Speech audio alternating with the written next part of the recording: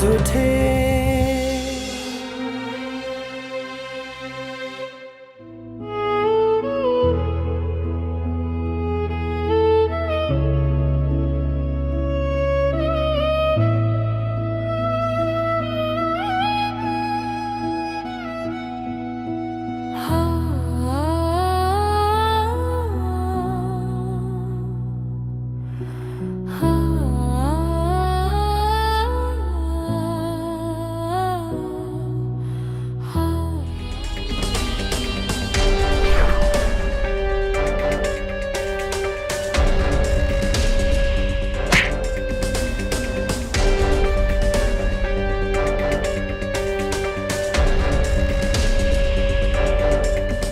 सानी माछा मुखमुखा लगाएर बोल्न लाज लाग्दैन? नमस्कार सम्पूर्ण दर्शकहरूलाई आज चाहिँ जुठे सिरियल भाग 258 को रिभ्यू भिडियोमा तपाईहरू सम्पूर्णलाई हार्दिक स्वागत छ।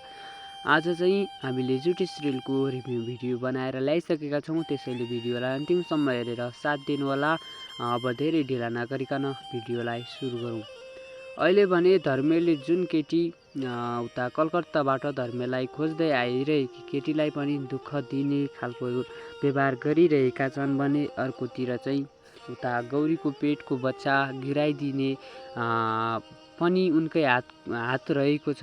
जब गौरीको बच्चा गिराउनको लागि उनीले उनको खानामा चाहिँ एउटा औषधिहरू मिसाइदिएका थिए। त्यही औषधिले गर्दाखेरि अहिले गौरीको सबै सपनाहरू चकनाचुर भइसकेको छ। उनको बच्चा एउटा पागल जस्तो दृश्य हामीले देखिरहेका छौँ।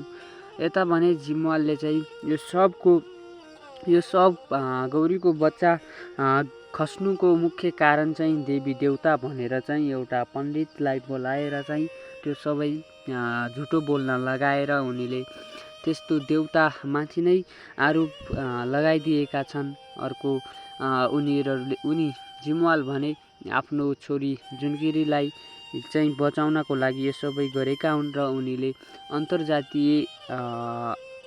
अन्तर्जातीय केटा र केटीको जात नमिलेका कारणले हो यो सबै भएको भन्ने खालको पनि उता गौरी र चाउरेलाई भनिरहेका छन् र एउटा नराम्रो खालको सूचनाहरू दिइरहेका छन् जिम्वालले। अनि अर्कोतिर भने गौरी चाहिँ आफ्नो बच्चा खेर गइसकेपछि उनको दिमाग धेरै सहीमा नबसेर उनीले जताकतै आफ्नो बच्चा बच्चीलाई मात्र देखिरहेको दृश्य उनीले देखिरहेकी छन्। जुन ठाउँमा उनीले त्यो बच्चालाई गरेकी थिइन् त्यही ठाउँमा गएर उनी अहिले रोइरहेकी छन् र छिटै नै उठ्छ भन्ने खालको आशा जगाइरहेकी छन् गौरीले। यो सबै गर्नुमा ठुलो हात चाहिँ धर्मेको नै छ, किनकि उसले चाहिँ गौरीलाई खाना खुवाउँदाखेरि उसको खानामा केही औषधिहरू हालिदिएर यो सब भएको भन्ने हामी सम्पूर्ण दर्शकहरूलाई पनि थाहा छ।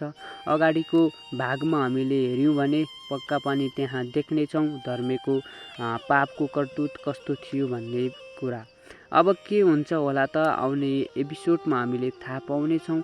तपाईहरू चाहिँ जुठे सिरियल हेर्दै गर्नु होला अनि यस्तै रिभ्यू भिडियोका लागि यो च्यानललाई सब्स्क्राइब गर्न चाहिँ नबिर्सनु होला।